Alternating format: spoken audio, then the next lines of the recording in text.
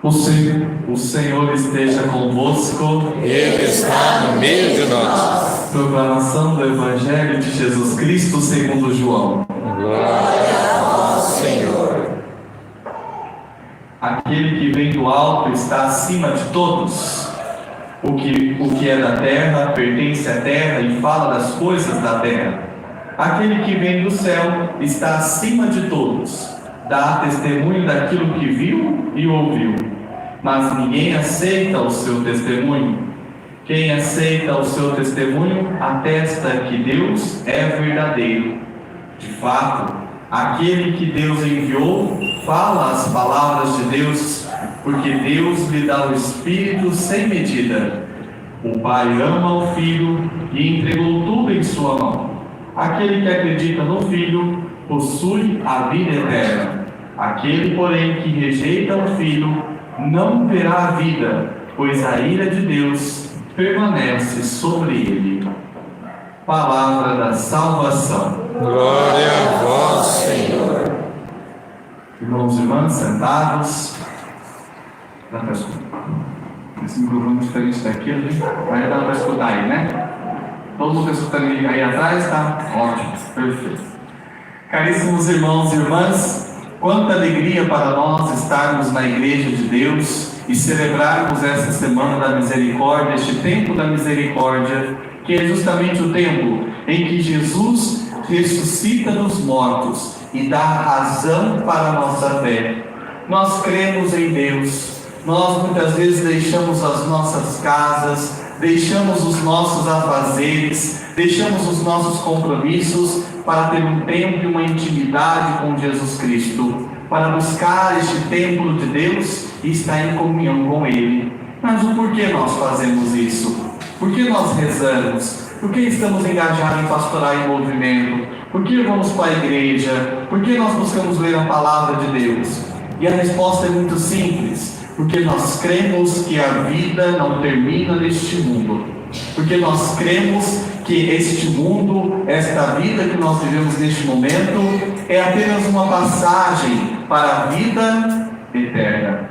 É apenas um momento em que nós passamos deste mundo para ir ao encontro de Deus. Irmãos e irmãs, tolo daquele que pensa que o mais importante é acumular riquezas, que o mais importante é ter contas bancárias gordas, que o mais importante é ficar presos às coisas deste mundo. Pelo contrário, tudo isso passa muito rápido, tudo isso o tempo nos tira. Mas existe uma única coisa que nada e ninguém pode tirar de nós: a nossa fé em Deus, aquilo que nós cremos, os nossos valores e princípios. Celebrar a misericórdia de Deus na nossa vida é justamente compreendermos que Deus não nos abandona, que Deus não nos deixa sozinho, mas Ele se faz presente no meio de nós. Por isso, quando o Padre diz: o Senhor esteja convosco, o que nós respondemos? Ele está no meio de nós. Essa é a nossa certeza, essa é a nossa convicção. Nós, como cristãos católicos, não estamos sozinhos, mas temos a presença do próprio Cristo Jesus em nosso meio, dentro da nossa família e dentro da nossa casa. Por isso, celebrar a misericórdia de Jesus é justamente compreender que aonde está o pecado, muito maior é a graça de Deus. Falar de misericórdia de Jesus nos tempos de hoje gera um pouco de questionamentos, porque muitas vezes, irmãos e irmãs, nós temos muitas pessoas lá fora pregando uma falsa misericórdia e um falso amor. Para que eu vou para a igreja? Para que eu vou mudar de vida? Para que eu vou criar uma conversão? Imagina, Deus é misericórdia. E não é assim, irmãos e irmãs. A misericórdia que Deus tem por cada um de nós é uma misericórdia de fato em que nós somos convidados a mudarmos de vida, onde nós somos convidados a transformar a nossa vida, tirar o pecado para buscar essa graça de Deus. Ou seja, a misericórdia que a igreja, que o próprio Cristo, a palavra prega, é uma misericórdia que de fato acontece na nossa vida quando nos abrimos à graça de Deus.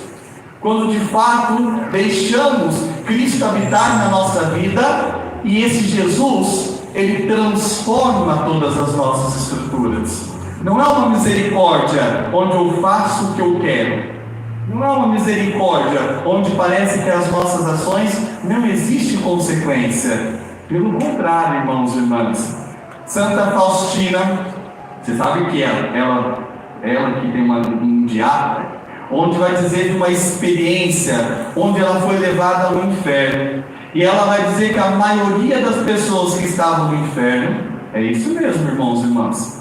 Apesar do mundo pregar que parece que ninguém vai mais para o inferno, onde parece que o inferno é algo ilusório e utópico, Santa Faustina, no seu diário, fala sobre isso. Onde a maioria das pessoas que estavam no inferno, lá estavam porque não acreditavam em Deus. Lá estavam porque viviam uma falsa misericórdia, mas uma misericórdia que não estava pautada na palavra de Deus, mas sim no próprio orgulho humano, na própria soberba humana, que deseja fazer da sua vida o que quiser.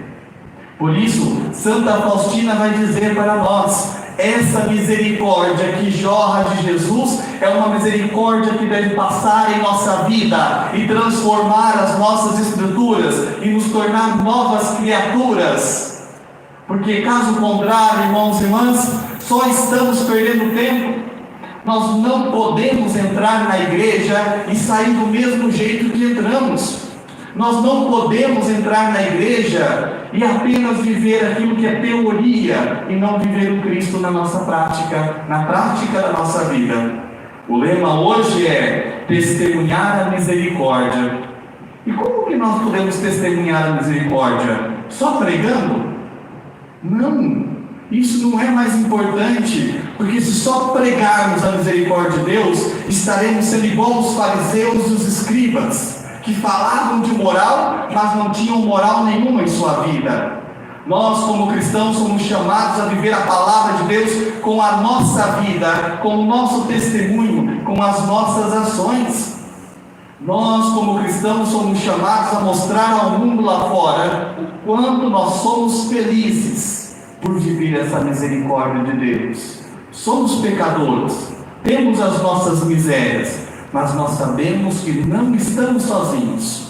É por isso que a igreja tem esse belíssimo sacramento da reconciliação, um momento sagrado, um sacramento sagrado que vai nos mostrar que diante dos nossos pecados a misericórdia de Deus é muito maior. Por isso, irmãos e irmãs, compreendamos, precisamos testemunhar ao mundo essa misericórdia de Deus. Celebrar esse santo que hoje foi Marte, Santo Stanislau, e também a primeira leitura vai nos falar, quando vivemos a palavra de Deus em nossa vida, nós somos perseguidos por causa de Jesus. Tem gente que fala assim, padre, eu não vou mais para a igreja. Ixi, lá tem cada gente fofoqueira, lá tem cada cacique. Você sabe, né? Dentro da igreja, talvez aqui em Santa Cruz não exista isso, viu? Mas da onde eu venho, em alguns outros lugares que eu já passei, tem muito cacique para concluir dentro da igreja. Muita gente quer mandar e pouca gente quer obedecer. E isso é lamentável, porque quando nós olhamos a palavra de Deus, São João Batista vai dizer que eu cresça e ele, que eu diminua e ele cresça. Ou seja, na nossa vida é isso, diante das nossas ações, que nós possamos desaparecer, para que nas nossas ações apareça Cristo Jesus.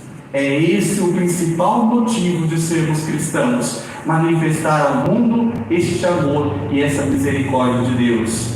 Por isso, irmãos e irmãs, não desanimemos diante das perseguições, diante das fofocas, diante das tribulações, mas que nós possamos estar com os nossos olhares fixos em Cristo Jesus e somente nele. Vou contar uma história para vocês, já devem ter ouvido isso, mas não vou contar porque eu tenho certeza que um ou outro não ouviu.